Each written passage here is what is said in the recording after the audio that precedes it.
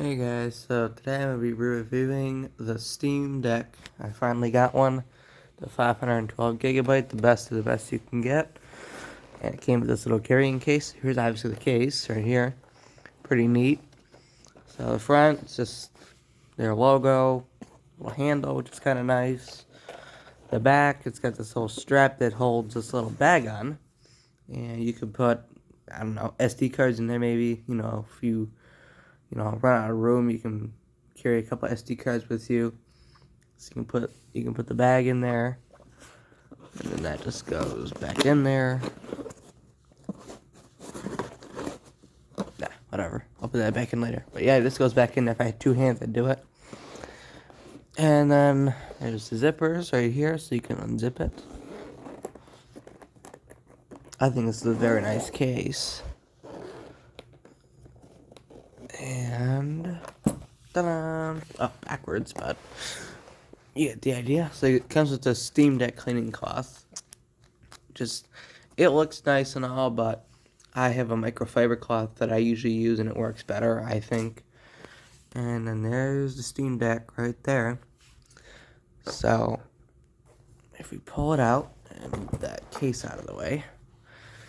So on the right here, you have like a trackpad, kind of like the options button, A, B, X, Y, your little button up there, your joystick, and it clicks.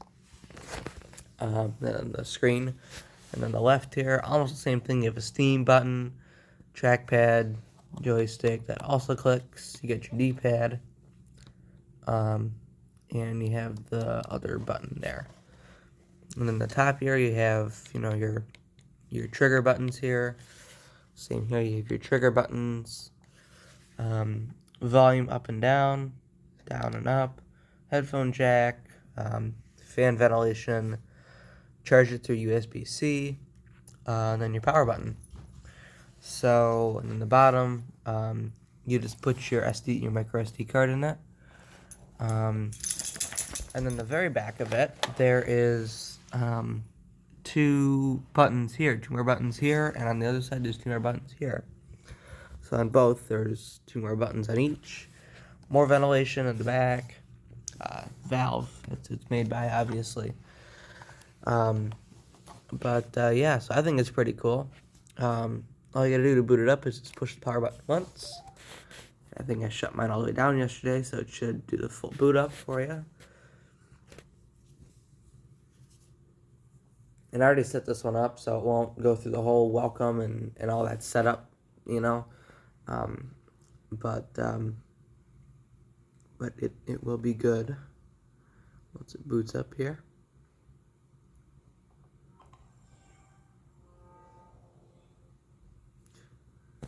Okay, so there we go. I have some of my Steam games on there, and some of my other games that I have in different things. Like this game right here, I have through a different emulator. So you've got your Great On Deck. So you got your different options up here. So when you first get into it, here's all your current games or your recent games. I just scrolled all the way to the end here and hit View More in Library. So right now I'm on all games, but there's Great On Deck, so that you know which ones are really good on the deck. They're verified, so they work perfectly and all that. And then you have all games, installed or not. They're all on here. See, some of these are VR, this golf one is all VR. There's another one in here. Oh yeah, these arcade ones are VR. There's a couple of VR ones I haven't put in here. But yeah, there's all those games in here. But some of them aren't verified. Like I tried to do Burnout Paradise, and it says, if you click on game info, it says unsupported. So that's kind of a bummer. And the detailing one, same thing. And I tried it, I downloaded it and everything and tried it, and there was nothing. So apparently some people have gotten it to work, but I haven't really had any luck with it. So it's not that big of a deal.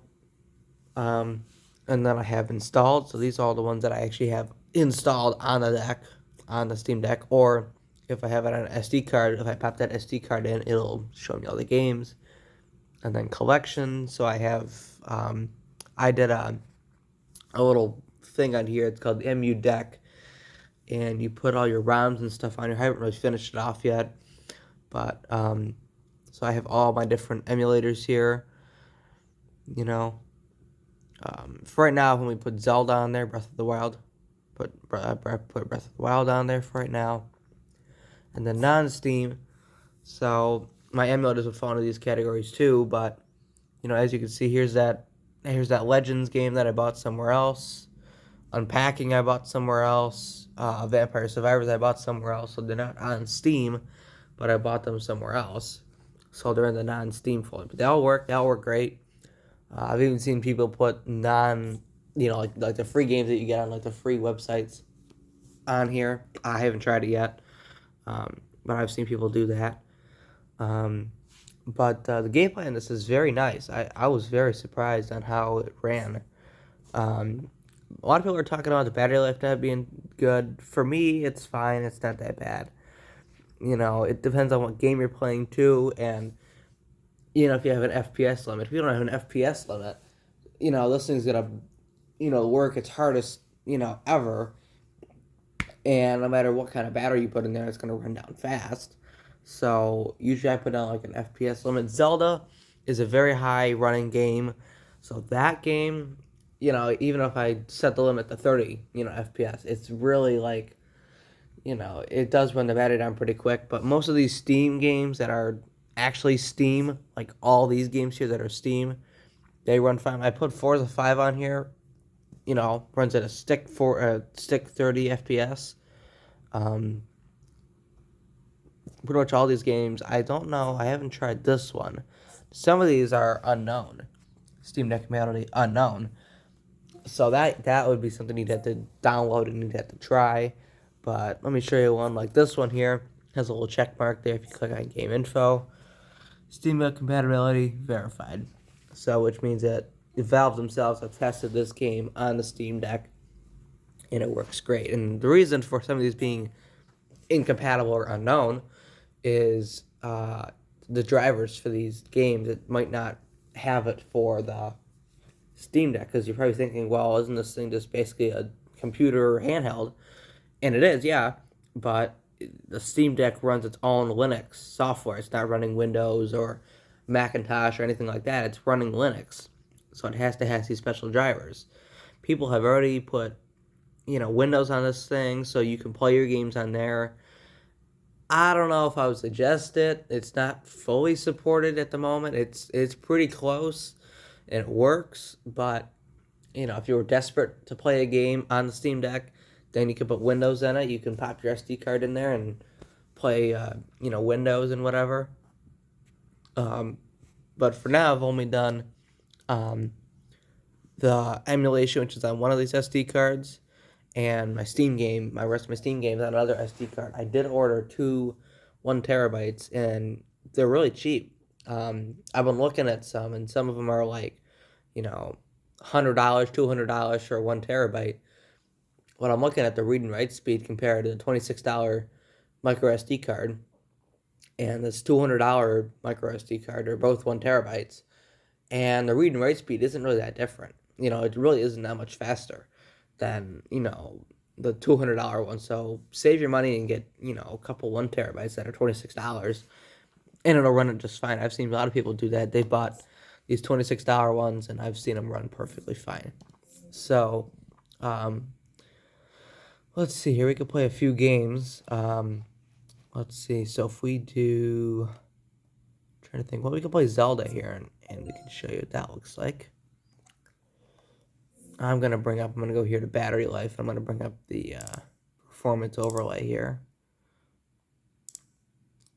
so that you guys can see what that does there.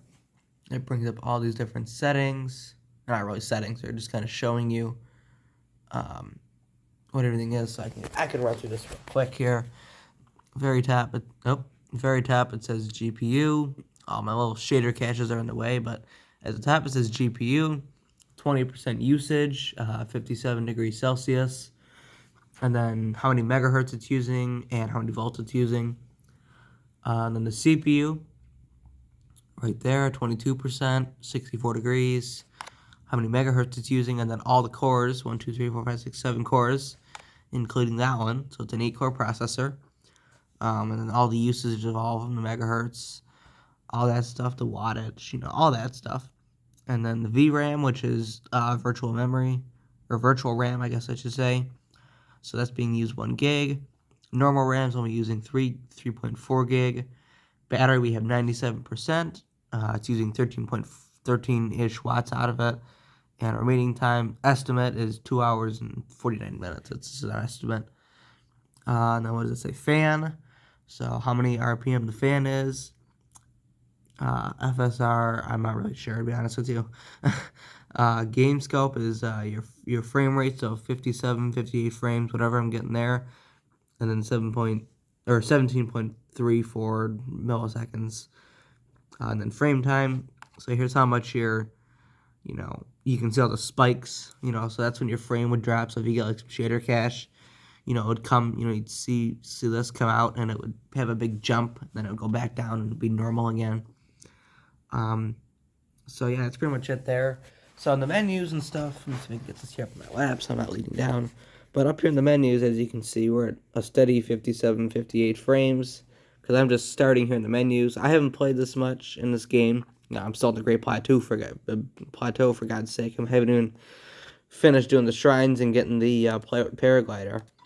But this will be good enough to show you. So I'll show you the frames here for a bit, so you guys can get an idea. So the frames are right there. It's not going to be green, but here we go. So it starts off kind of horrible, 20 frames. But as we get moving here, we're at 40 frames, 43 frames. So it kind of jumps all over the place. I kind of have mine set to unlimited for right now. But as you can see, it's running pretty smoothly. It's not bad at all. It's playable. Very playable. So I think it's pretty cool. It might get a bit more intense, as you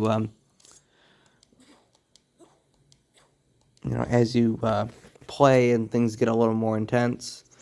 But as you can see, it runs perfectly fine, which is really nice. I really like this whole thing. It was a bit of a pain to get working, but it works great now. So that game runs at a steady, not really steady, but it's pretty good, from 30 to 40 frames. It doesn't really drop down from 30 as much. Let's see, what other game could I try? Beaming Drive runs beautifully. The only thing I had to do is configure, reset car on keyboard is R. So I had to configure one of my back buttons as R. One of them I can configure as, escape or something to, bring up my menu. And, I had to configure some buttons. But to do that, you just click on a game, and let's say one of the controls isn't right, or in this case, for this game, I had to, one of my very back buttons was R, so I could reset my car back to its normal state. So you go over here and you hit this little controller option here. And so as you can see, I made this little, whatever, but enable back grip buttons. So you want to turn that on. As you can see, I did R as one of them, and I don't think I did the rest of them yet, but R key was my main one. So now if I go here, I can hit, now once you turn on those back buttons, I can hit here, edit layout, oops, and here's all your buttons. So XB, or ABXY, so you can see, what they do. Obviously, A to A, B to B, X to X, and Y to Y.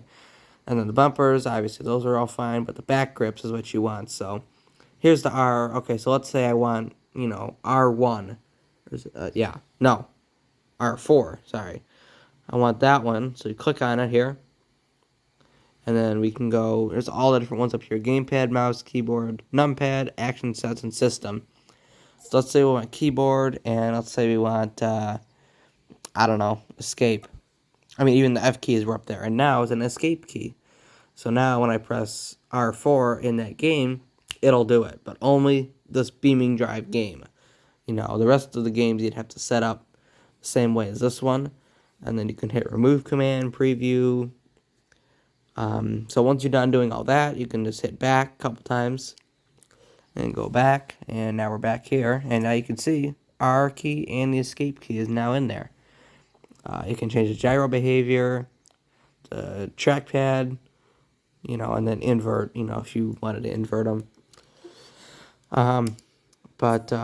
Yeah, Beaming Drive is pretty good. It takes a second to load the car fully, but I got it to run at 60 frames pretty good. See if you can load it up here real quick and I can show you. But I got it to run it at a really good 60 frames. It was running at like 30 when I first started, but I ramped it up to 60 because I didn't really like running at 30. So yeah, almost a 60, almost a steady 60. We're at like 50, which isn't too bad. Turn on my mods here. Mods keep turning off.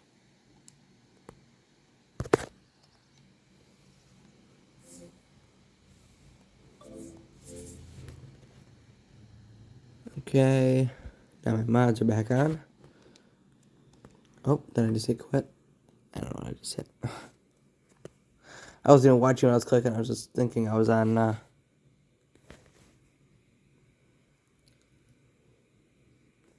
go back into it now.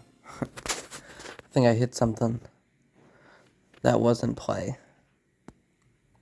All I want to do is turn my mods back on because it keeps turning it off because it thinks that the setting is not, or the new update isn't compatible with these mods, which it is. So it keeps turning off my mods, and I just keep saying I accept the risk, and it's all fine again. Alright, so if you go to free roam, and I installed this mod here, it's the car jump arena, and it comes with all these different ones. So we'll just do the ramp for right now, I think. But here's what our frames are looking for. The loading time is halfway decent. I think it's pretty good. See, as you can see, these big spikes that come up, and then they go right back down, and they start steady again.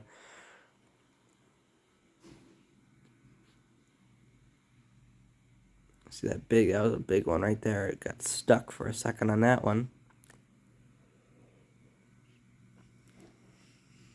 I'm gonna kind of go wide here so you guys can see the car load up too. Look at that. And look at that, 50 frames. Look at that, not bad.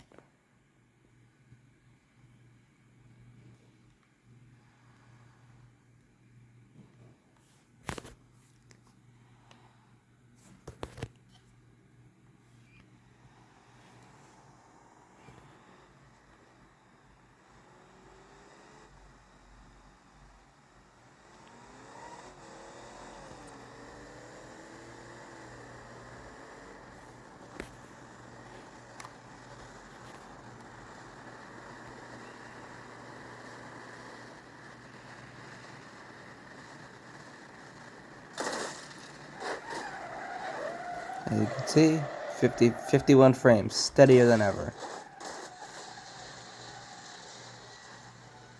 So I think that game runs flawlessly. So and there's the escape key right there. Boom, it brings that up. I think the escape key was also this top button here, or at least it brought that menu up, but it's fine now. I have two buttons for it, and then the reset, which is on this side. See, resets us back to this, and there we are. Yeah, so that's Beaming Drive. We did Zelda. I'm trying to think. We could do Forza. That's another pretty big one. We could do Forza. Let's see, Forza 5. Forza 4 is says unsupported, so I don't know why. If Forza 5 is almost the same thing, but we got Forza 5 at least. That's something good.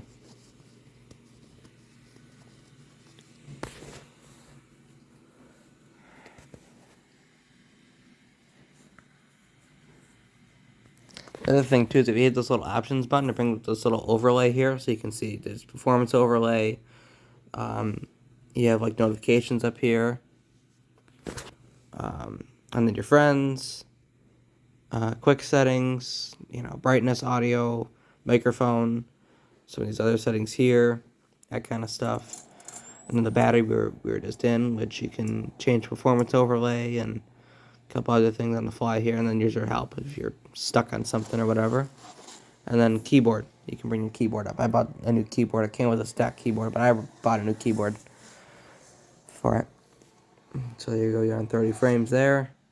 And I think I may have it set. Oh no, I don't. Okay, I have it set to 60. I lied. I'm a liar. I thought I had it set to only 60. One thing I should be showing you guys, which I'm not like an idiot, is I want to show you guys here's our that's what we got going on here for this game. Our settings. Go down a little bit. Pretty much stack settings. And then if we go to, that's in the video tab. If we go to graphics, that's what we're running there.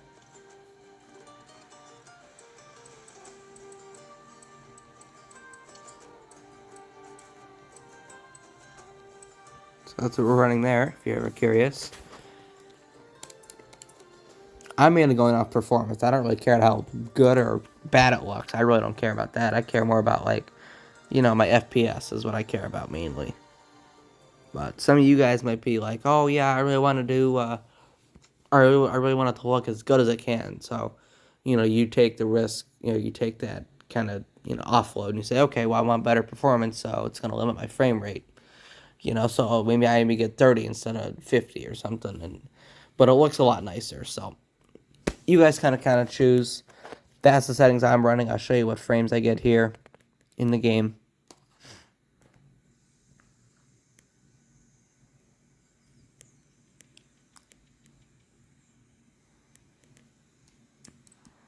Welcome back, Michael.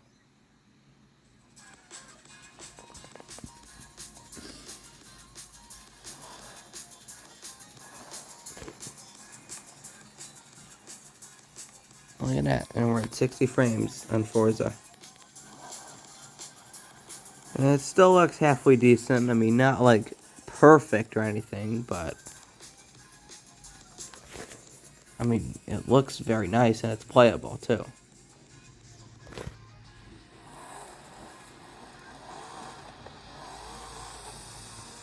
It's pretty steady.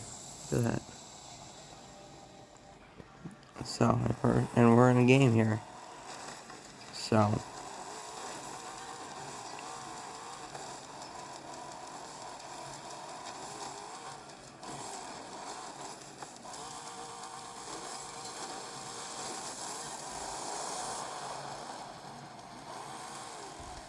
as you can see, it runs beautifully. I mean, this is like really smooth.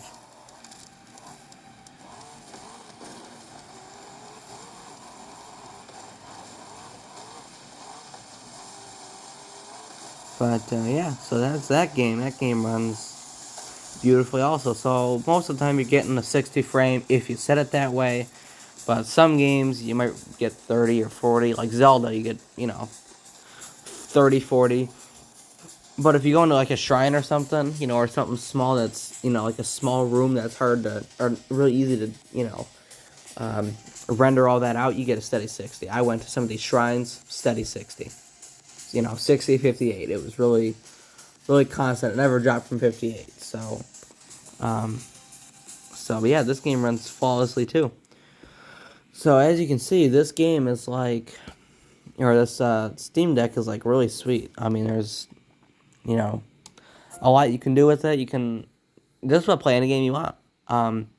To put your own game on it, what you do is you hit the Steam button. Like if you have a non-Steam game, go to power and then go to switch to desktop, and it'll put you kind of in like a Windows 10 desktop environment or Windows 11. I think it's more like Windows 10. But so it comes up with this. It probably won't have all this stuff up here. It'll probably have Steam and return to gaming mode. But see, that's my MU deck. There's a ton of videos on that, and there's uninstall. But this is all stock here at the bottom. You've got your old, this is kind of like your Steam or your Windows, your old application launcher. So you got all that in here. System settings right there. Like the Play Store or the Microsoft Store. File Manager, and then Firefox is your default browser. You can indeed put Chrome on there, but I have didn't really want to do that. Didn't really think it was worth it. So basically, you put your game. You can install it on here. You just go to Firefox, and you have access to the whole internet. I think it's easier to put it on a computer, download it on my computer, or if it's already downloaded on your computer, just go into the game files. You should be able to, like, if it's an Epic Games Store, you could probably right-click on it, or if it's an Oregon, you could right-click on it and hit, browse files or something. Like Steam, I don't know if you knew, but if you go into one of your games here, and your trackpad works as a mouse, but, let's say we go into Beaming Drive, and this is your right-click, and we go into Properties, and you go into Local Files. One thing, if I'm having an issue with the game, verify integrity of game files. I click on that. That's what you want to do right there. If you have an issue with the game, but there you go. If you hit Browse, opens up your file manager, and boom. So there's your directory: Home, Local, Share, Steam, Steam Apps, Common, and once you get into the Common folder, all your games should be in there. If I go back here to Common, boom. There's all my games. I don't know why Burnout Paradise is still in there. I didn't uninstall that. But there's all my games in here. So, you wouldn't want to put it in the Steam directory, because if you did, Steam would try to run it as a Steam purchased game. And since it's not a Steam purchase, you didn't buy it through Steam, you bought it through, wherever else you bought it from, Epic Games or, wherever you bought it from. It wouldn't be a Steam game. So you want to hit Add a Game, Non-Steam Game, and then most likely it's not going to come up in here. So you want to hit Browse, and then you got to figure out where you put it. Like if you put it in your Downloads folder, I put mine in my Downloads folder. I put a folder in there. So you want to go to Home, and Deck, and then this is where you'd want to go. So if it's in the Steam folder, it's .local, and then Share, and and then Steam, and Steam Apps, and then Common. But it's like Downloads for mine. You can put it Documents too if you want, or Desktop. But mine's in Downloads, and then Steam Games. There you go. Now, if it's in here, you might not see it right away, because this is looking for a .desktop, and it's not. So you want to click on it and go to All Files. See, and now there's all my pictures for the games. And I'll explain that here in a second, but, so like Vampire Survivors, I click on that, and then go to there, and then, I want to scroll down a bit, until you see the exe file. Now, sometimes there's a run file. In this case, it doesn't. It's just, boom, there's the game right there, and I can just run that exe file, and it'll all run just fine. But other than that, it's pretty easy. You just click on that game, and in your case, you'd hit Open, but I already have the game. So you hit Open, and then you hit Add Selected Programs, and at the top, you see it selected. And then you just hit OK or Continue. And then you'd scroll down, or search for it if you have a lot of games. I may have 30 games or so. But you'd scroll down, and there are the two games. There is a way to change it from .exe to something else, but I haven't done it. There's a ton of videos out there of how to do it. So when you click on this, you're not going to have any picture. It's going to be black here, no picture there, and if you go to Home and I search for it, there's going to be no picture there either. So what you want to do is you can click on the game, Vampire Survivors, and then for here, you can right-click, and there you go. So we set custom background instead of clear. And the logo would cover up the Vampire Survivors right there. And that's one way to get rid of the .exe there, but it won't get rid of the name there. And then, so that would be this whole background here. So now, what about this little icon down here? Well, and you have to get these pictures yourself. You can't just Steam won't find them for you. You just have to get them yourself. But if you go to properties and you just click on this, boom, it'll open another directory and you can find your icon file and you'll be good to go. And then you just hit open and you're all good. And then it'll show up there and then you're good to go. So the other thing you want to do with some of these games is force the use of a specific Steam Play compatibility tool. I've had the most luck with Proton 7.0-3, but a lot of people are using Experimental. There's a ton of different, a lot of people are using the Proton Experimental, but I've had the most luck with this one, so whatever works best for you. But that is a need. If you don't do that, the game will not launch. So that you definitely need to do, because in easy terms here, this exe file is a Windows file, and we're on Linux. So obviously Linux can't open a Windows file. So the Proton thing makes it so that you can run a Windows file on here. So once you get this done and that icon done, now we have those two. Now you got to go to home, because if you go into the Steam Deck, and you start going through your games, it's not going to show. So you scroll down, and there's Vampire Survivors, and that's going to be black for you too. So that you'd right-click on, and then you hit Manage, and then Add. It would be Add Custom Artwork. Mine's clear, but you do Add Custom Artwork. You put your artwork in there, and then you're good to go. And then there's all your games, and then you'd exit out of the Steam, and then you'd go return to game mode. And then it would take a second to close the Steam running here in the background. And then it would go back to Steam OS.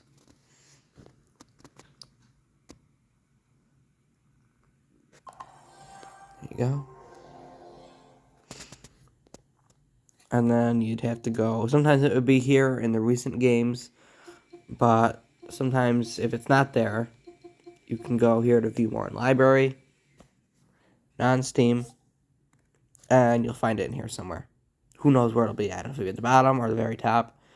It'll be somewhere in here. So yeah, that's pretty much it. Down here's your kind of what's new in your games, your friends, which I don't think I even have any.